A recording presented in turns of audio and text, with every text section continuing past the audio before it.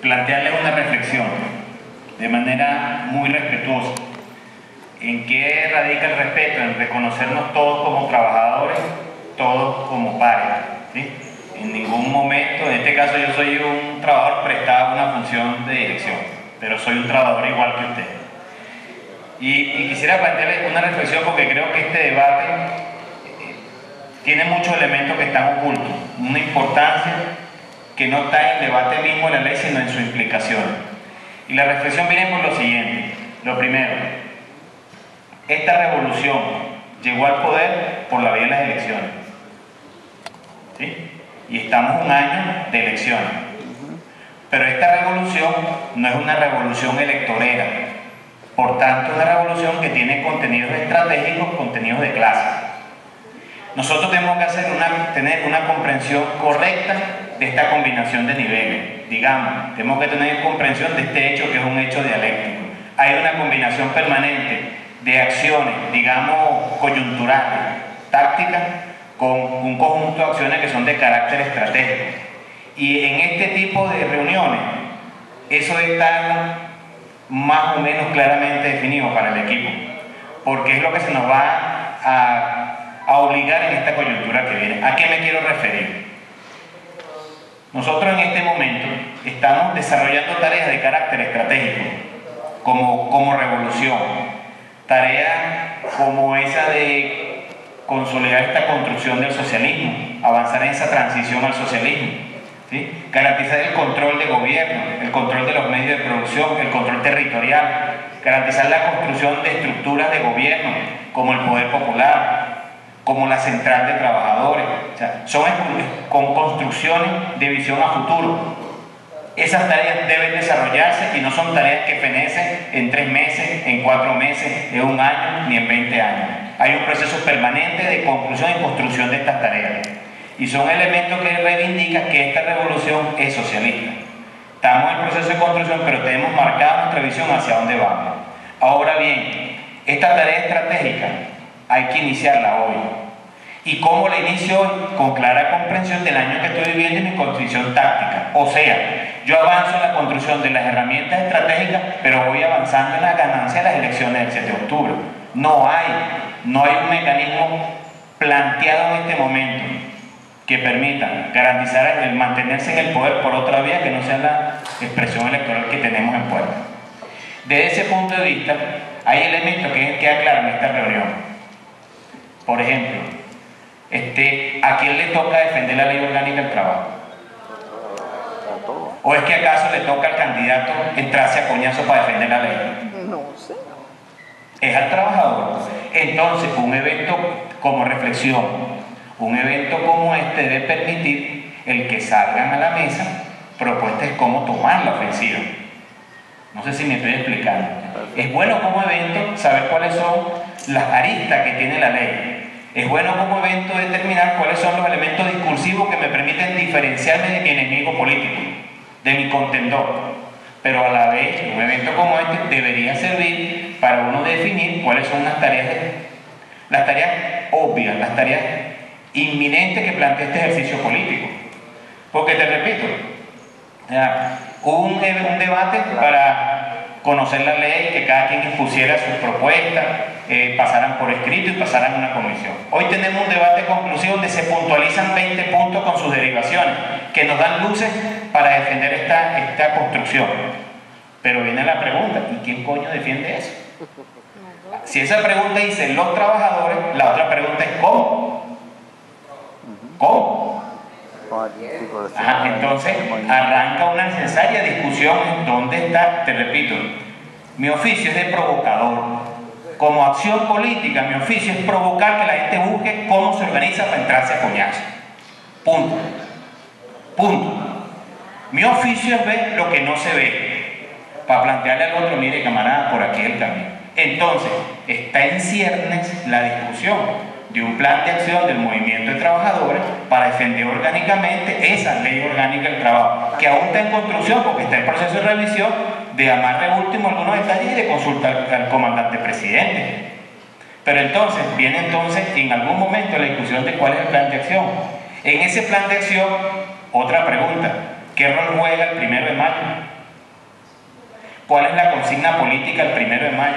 ¿Cuál es la conducta del movimiento de trabajadores y los sindicatos revolucionarios el 1 de mayo? ¿Cómo combatimos la marcha paralela?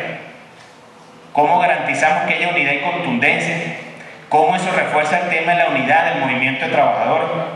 Entonces, fíjense, otra pregunta. Pasamos el 1 de mayo. Viene todo el proceso de defensa de la ley en la calle.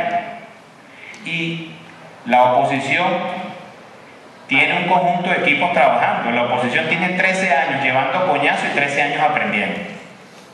Nosotros también tenemos ese mismo tiempo aprendiendo nuestros propios errores y los tenemos aún sometidos, pero ellos siguen aprendiendo. Hay que suponer que ellos se van a quedar mansos cuando se le apruebe la ley, porque la ley la va a aprobar el presidente. Mansos no se van a quedar.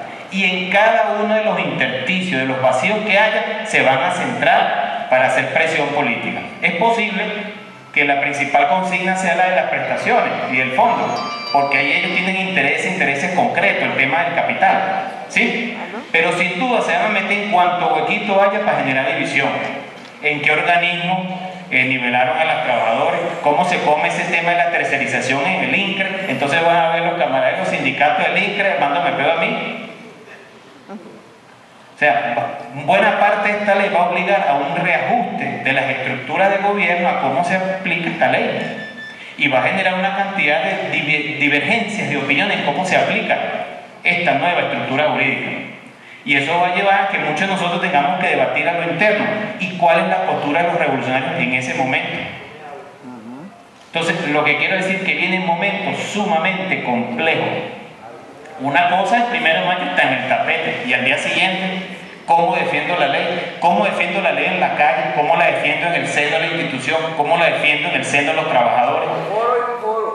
Foro, pero también actividad política, denuncia, ganar los sindicatos, unirnos entre nosotros, combatir las divisiones, combatir las divergencias, combatir el falso radicalismo que a final de cuentas contribuye con la derecha. ¿Qué más no quisiera la oposición? Que se paralice el Estado, se paralice el aparato de gobierno en discusiones internas sobre cómo se aplica la ley, queriendo consolidar el socialismo. Va a haber algunos que van a ver que se termine de paralizar la administración pública por discusiones que son legítimas de los trabajadores. Entonces, ¿cuál es mi reflexión, camarada? Necesitamos comenzar a tener una conducta mucho más acelerada, donde haya ese proceso de reflexión y de formación, revisar lo que discutimos, revisar cuáles son los aportes, seguir viendo cuáles son las propuestas que se lanzan al debate público, mantener vigilancia sobre la postura de gobierno, lo que salga en Aporrea, en los medios de comunicación de los camaradas, ya sea el periódico de Caracas Socialista, etcétera, por el Orinoco. Pero también tiene que haber un debate abierto en la fábrica y garantizar que el discutir la ley es parte de la campaña de los revolucionarios a ganarse el sentimiento de los trabajadores. Porque el tema de la ley no es un problema de tercero, el tema de la ley es de nosotros, no es Chávez el que la va a defender, Chávez la va a defender, pero lo correcto es que nosotros la defiendieran y eso se defiende en cada fábrica. Estos son momentos para acelerar el tema de la resolución del problema unitario. A mí como trabajador, sinceramente no me importa un coño la cuota, a quién le toca más, a quién le toca menos. A mí lo que me interesa es una dirección única al movimiento de trabajadores. Y ese sentimiento del trabajador abajo, que se resuelva el problema de las direcciones, que se resuelva el problema de la unidad y garantice un golpe contundente en la calle a favor de la revolución. Y por último, que haya una línea de acción en la calle que le dé orientación a los terceros. La única manera de desenmascarar a los dirigentes sindicales que están en contra de la revolución y dicen estar con Chávez es demostrándolo en la práctica. Hay que lanzar un plan de acción a la calle que nos permita desenmascarar a todo aquel que no está dispuesto a llegar hasta las últimas consecuencias. Desde ese punto de vista, como mi oficio es provocar, yo les digo, camaradas, cuenten con nosotros para impulsar ese plan de acción. Cuenten con nosotros para seguir montando escenarios de debate. Pero lo haremos en la medida en que haya una propuesta, porque es lo que nos va a sumar al trabajo. Entonces, hoy la pelota está en manos del movimiento de los trabajadores. Por supuesto, el 27, 28, hasta el primero de cualquiera de esos días, el presidente va a anunciar la ley, ¿sí? Y le va a dar la salida a la calle. Pero inmediatamente arranca la necesidad de que el movimiento de trabajadores defienda esa ley. Y yo creo que eso es lo que requiere, es la consolidación de una vanguardia. Por lo menos en la región capital, la vanguardia está aquí.